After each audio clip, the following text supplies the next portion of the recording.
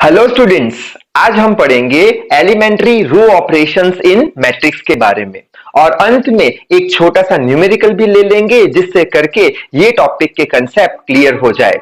So I hope you are ready with your pen and paper. So without wasting much time let us start this video. तो सबसे पहले तो ये जो topic है उसका मतलब समझ लेते हैं। अब यहाँ पे मैट्रिक्स लिख के रखा है। मैट्रिक्स यानी क्या हमें पता ही है, ये सारे हो गए मैट्रिक्स। मैट्रिक्स 2x2 के आते हैं, 2x3 के आते हैं, 3x3 के, 3x2 के, 4x4 के, किसी भी तरीके के मैट्रिक्स आ सकते हैं। हर एक मैट्रिक्स के अंदर दो चीजें होती है, रोज और कॉलम्स। तो यहाँ पे ये जो सारी चीज है इसे हम बोल देंगे रोज और ये जो सारी चीज है इसे हम बोल देंगे कॉलम्स। ठीक है, तो मैट्रिक्स तो हमें पता है। अब क्वेश्चन आएगा कि सर ये एलिमेंट्री ऑपरेशंस यानी क्या?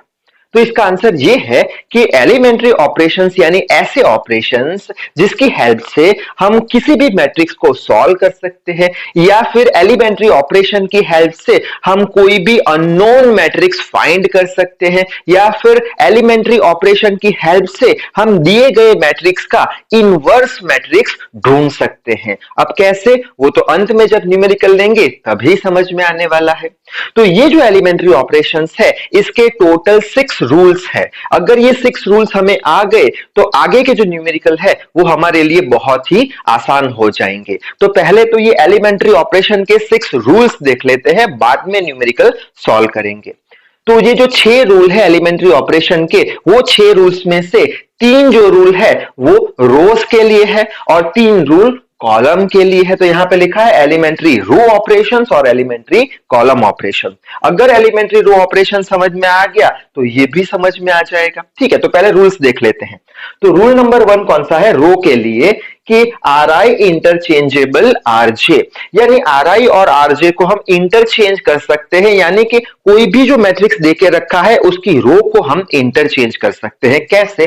तो यहाँ पे मैट्रिक्स लिख के रखा है 1 2 3 4 5 6 7 8 9, ये मैट्रिक्स दिया हुआ है। ठीक है, हमें ये वाला रूल लगाना है। तो हम क्या कर रहे हैं, R1 और R2 को इंटरचेंज कर रहे हैं। ये हो गया हमारा R1, ये हो गया हमारा R2, इन दोनों को इंटरचेंज करो तो 4 5 6 ऊपर चला जाएगा और 1 2 3 नीचे आ जाएगा। तो ऐसा कुछ हमें आंसर मिलेगा। ठीक है, अब दूसरी इंपॉर्टेंट बात, ये और ये मैट्रिक्स दोनों सेम नहीं है। यहां पे मैंने इज इक्वल्स टू नहीं लिखा है। ठीक है, दोनों मैट्रिक्स अलग अलग है। अब अलग अलग है तो क्या फायदा, तो उसका फायदा लास्ट में जब न्यूमेरिकल सॉल्व करेंगे तब समझ में आएगा। फिलहाल ये दोनों मैट्रिक्स सेम नहीं है ये रूल लगाने पर। ठीक है, उसी तरीके के कॉलम की बात कर दे, कॉलम की बात करें तो यहां पे हम क्या देखेंगे कि भाई जो दो रो कॉलम्स है उसे भी हम इंटरचेंज कर सकते हैं। ये देके रखा है मैट्रिक्स। ठीक है, अब यहां पे हमने क्या किया है, C1 और C3 को इंटरचेंज कराया है, यानी ये हो गया हमारा C1 और ये हो गया C3। तो ये C3 को यहां पे ले आए, 3 6 9 फर्स्ट कॉलम में आ गया और 1 4 7 आखिरी कॉलम में आ गया। तो C1 और C3 को इंटरचेंज कर दिया। ठीक है, नेक्स्ट रूल देख लेते हैं कि RI टेंड्स टू KRI। अब इसका मतलब क्या कि कोई भी रो को हम कोई कांस्टेंट के साथ मल्टीप्लाई कर सकते हैं, कोई भी रो को, लेकिन कंडीशन क्या है, जो कांस्टेंट है उसकी वैल्यू 0 नहीं लेनी हमें। आप -1 भी ले सकते हो, +1 +2 -3 -4 -2/3 4/3 कुछ भी ले सकते हो, लेकिन वो वैल्यू जो आप रो से मल्टीप्लाई कर रहे हो वो 0 नहीं होनी चाहिए। ठीक है, तो यहां पे वापस से देके रखा है मैट्रिक्स वही पुराना। ठीक है, और हमने क्या किया है, यहां पे R3 की वैल्यू कैसे हमने रखी है, 2R3 करके, यानी R3 रो नंबर 3 को हमने किससे मल्टीप्लाई किया है, 2 से मल्टीप्लाई किया है जो नॉन जीरो है। ठीक है, तो यहाँ पे फर्स्ट सेकंड थर्ड, ये थर्ड रो हो गई। ये थर्ड रो को हमने किससे मल्टीप्लाई किया, 2 से, तो यहां 2 से मल्टीप्लाई करो 14 आ जाएगा, 8 से मल्टीप्लाई करो 16, 2 से मल्टीप्लाई करो 18 आ जाएगा। ठीक है, अब यही रूल यहां पे भी लगेगा। कोई कैसे लगाएंगे कि कोई भी कॉलम को कोई कांस्टेंट से मल्टीप्लाई करो, लेकिन कांस्टेंट का वैल्यू 0 के बराबर नहीं होना चाहिए। तो ये वापस से देके रखा है मैट्रिक्स। यहां पे हमने क्या किया है, जो C1 कॉलम है उसे 2 से मल्टीप्लाई किया है। C1 कॉलम यानी ये वाली कॉलम, फर्स्ट कॉलम, 2 से मल्टीप्लाई करो तो कितना आएगा, 2 से मल्टीप्लाई करो 8, 2 से मल्टीप्लाई करो 14। ठीक है, अब ये जो आखिरी रूल है ये बहुत ही ज्यादा इंपॉर्टेंट है, बिकॉज ऑलमोस्ट जो न्यूमेरिकल्स है वो रूल नंबर 3 से सॉल्व होते हैं। तो आखिरी रूल समझना बहुत ही इंपॉर्टेंट है। तो देख लेते हैं क्या है, ये है RI tends to RI plus KRJ। Where k not equal to 0। इसका मतलब क्या कि हम किसी भी रो को कोई कांस्टेंट से मल्टीप्लाई कर सकते हैं और उससे कोई दूसरी रो में ऐड भी कर सकते हैं। कैसे, समझ लेते हैं। वापस से ये देके रखा है कोई मैट्रिक्स, ठीक है। अब हमने ये वाला रूल लगाया, इसमें हमने क्या किया, R2 की जो वैल्यू है R2 tends to R2 plus 2R1। इसका मतलब क्या निकला वो समझ लेते हैं। सबसे पहले तो क्या करेंगे, R1 है उसे 2 से मल्टीप्लाई कर देंगे, यहां पे जो R1 है उसे 2 से मल्टीप्लाई करेंगे तो क्या आएगा, 2 4 6 आ जाएगा, ठीक है, R1 की वैल्यू। अच्छा, अब क्या करेंगे, जो आंसर आया उसे R2 में ऐड कर देंगे, उसे R2 में ऐड कर देंगे। तो R2 में ऐड करें तो कितना आ जाएगा, R2 में ये 6 आ जाएगा, 4 प्लस 2 तो 6 आ गया, 4 प्लस 5 9 आ गया, 6 प्लस 6 12 आ गया, ठीक है। तो ये रूल बहुत ही इंपॉर्टेंट है। उसी तरीके से कॉलम के लिए भी सेम चीज। तो कॉलम के लिए भी क्या बोल देंगे, किसी भी कॉलम को कोई कांस्टेंट से मल्टीप्लाई कर सकते हैं जो 0 के बराबर नहीं होना चाहिए, जो आंसर आया वो दूसरी कॉलम में हम ऐड करेंगे। तो वापस ये देके रखा है मैट्रिक्स, यहां पे हमने क्या किया, यहां पे सबसे पहले तो C2 है कॉलम, उसे 2 से मल्टीप्लाई किया और C1 में ऐड किया, ठीक है। तो C2 ये रहा, उसे 2 से मल्टीप्लाई करो तो क्या आएगा, 4 आएगा, ये 10 आएगा और ये कितना आ जाएगा, 2 से मल्टीप्लाई करें ना, ये 16 आ जाएगा, ठीक है। अब इसे C1 में ऐड करना है, C1 में ऐड करना है तो 4 प्लस 1 कितना 5, फिर 10 प्लस 4 14, 16 प्लस 7 23, ठीक है। तो ये सारे रूल्स इंपॉर्टेंट है न्यूमेरिकल कैलकुलेट करने के लिए। अब हम न्यूमेरिकल कैलकुलेट करेंगे, तो जल्दी से स्क्रीनशॉट ले लो, आगे बढ़ते हैं। तो न्यूमेरिकल ले लेते हैं। क्या है न्यूमेरिकल, ए कोई एक मैट्रिक्स है जिसका वैल्यू 1 2 3 4 ऐसा कुछ है और हमें क्या फाइंड करना है, फाइंड ए इनवर्स, यानी ये जो मैट्रिक्स देके रखा है उसका इनवर्स मैट्रिक्स हमें फाइंड करना है। किसकी हेल्प से, एलिमेंट्री ऑपरेशन की हेल्प से, ठीक है। तो इसका सॉल्यूशन शुरू करते हैं। तो अगर हमें एलिमेंट्री ऑपरेशन की हेल्प से इसका इनवर्स मैट्रिक्स फाइंड करना है तो उसका एक इक्वेशन है स्टैंडर्ड जो हमें याद रखना पड़ेगा, क्या है, A is equal to I into A, ठीक है। ये किसके लिए है, एलिमेंट्री ऑपरेशन से अगर आप इनवर्स मैट्रिक्स फाइंड करते हो तभी ये इक्वेशन लगाना है। तो अभी हम वही कर रहे हैं, एलिमेंट्री ऑपरेशन का यूज कर रहे हैं, ठीक है। अब यहां पे ए का वैल्यू कौन सा, ये दिया गया मैट्रिक्स, तो वो लिख लेते हैं, क्या है 1 2 3 4, ठीक है, लिख लिया। आई यानी क्या, आई यानी आइडेंटिटी मैट्रिक्स, और आइडेंटिटी मैट्रिक्स 2x2 यहां पे रखेंगे, क्यों 3x3 है नहीं, सो 2x2 कौन सा है 1 0 0 1, ठीक है।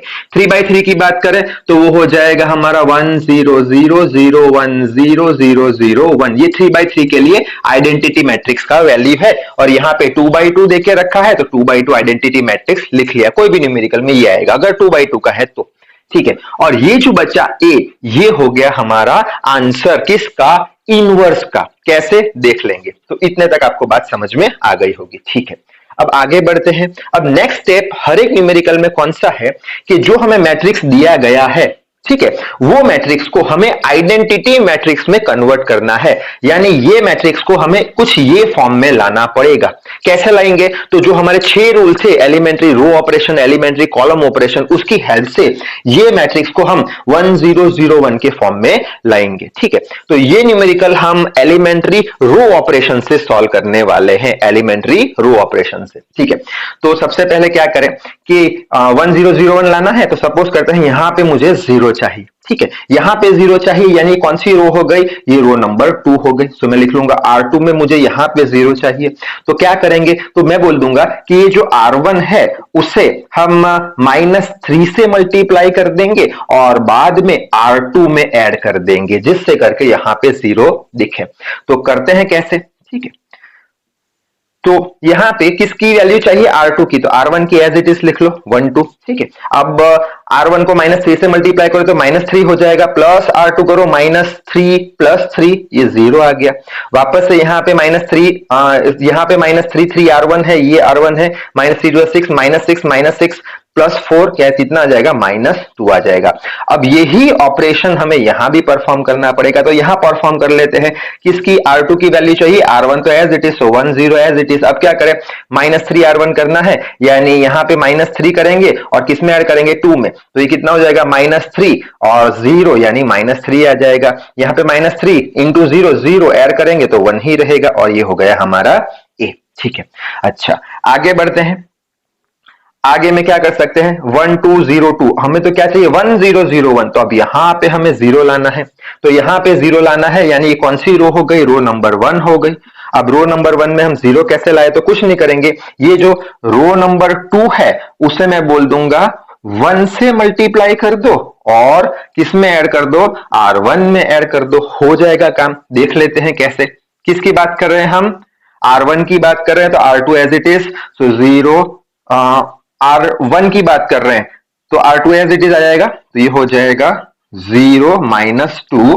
अच्छा, R2 को किससे मल्टीप्लाई करना है, R2 को 1 से मल्टीप्लाई करो और ऐड कर दो, 1 0, 1 इंटू 0 0, तो यहां पे 1 रहेगा। ठीक है, बाद में क्या करेंगे, ये जो R2 है उसे 1 से मल्टीप्लाई करो, सो -1 इंटू 1 -2, ठीक है, -2 इसमें ऐड करो +2 में, तो ये 0 आ जाएगा, विच इज इक्वल्स टू, यहां पे भी सेम ऑपरेशन करना पड़ेगा। किसकी बात कर रहे हैं हम, R1 की वैल्यू फाइंड करनी है, R1 की वैल्यू फाइंड करनी है, तो R2 तो एज इट इज लिख लेते हैं। ठीक है, अच्छा, इसको किससे मल्टीप्लाई करेंगे 1 से, सो -3 ही रहेगा, यहां पे जाके -3 + 1 कितना हो जाएगा, -2 हो जाएगा। यहां पे 1 से मल्टीप्लाई करो 1 रहेगा, इसमें ऐड होगा यानी 1 हो जाएगा, बचा क्या, बचा ए। ठीक है, तो 1 0 0 -2, यानी अब हमें क्या चाहिए, यहां पे 1 चाहिए, यहां पे 1, तभी तो 1 0 0 1 होगा। अच्छा, यहां पे अगर 1 चाहिए तो हम कौन सा ऑपरेशन करेंगे, तो हम बोल देंगे कि वापस से R2 में यहां हमें 1 चाहिए, तो उसके लिए हम R2 को डिवाइड कर देंगे किससे, -2 से डिवाइड कर देंगे, या फिर मल्टीप्लाई विथ -1/2 कर देंगे। तो देख लेते हैं कैसे, R2 की बात कर रहे हैं, R1 एज इट इज लिख लो, 0 डिवाइडेड बाई -2 कितना होगा 0, -2 डिवाइड बाई -2 माइनस +1 हो गया। ठीक है, वही चीज यहां भी फॉलो करनी पड़ेगी। R2 की बात कर रहे हैं हम, तो R1 तो एज इट इज लिख ले। ठीक है, R2 को -2 से डिवाइड करो तो -3 डिवाइडेड बाई -2, तो 3/2 आ जाएगा। यहां पे 1 डिवाइड बाई -2 तो 1/2 आ जाएगा, और ये आ गया हमारा ए। अब हम देख सकते हैं यहां पे आइडेंटिटी मैट्रिक्स मिल चुका है, तो ये जो आंसर आया, ये वाला आंसर, ये हमारा इनवर्स का आंसर हो जाएगा। कैसे, ये ए को अगर हम ये साइड ले जाएंगे तो ये ए इनवर्स हो जाएगा, और ए इनवर्स का आंसर हमारा हो गया -2 1 3/2 -1/2। ठीक है, तो इस तरीके से हम किसी भी दिए गए मैट्रिक्स का इनवर्स मैट्रिक्स ढूंढ सकते हैं, किसकी हेल्प से, एलिमेंट्री रो ऑपरेशन की हेल्प से। अब आप खुद से एलिमेंट्री कॉलम ऑपरेशन से यही वैल्यू फाइंड कर सकते हो। तो इस वीडियो में बस इतना ही। So till then read hard, work hard, thank you very much.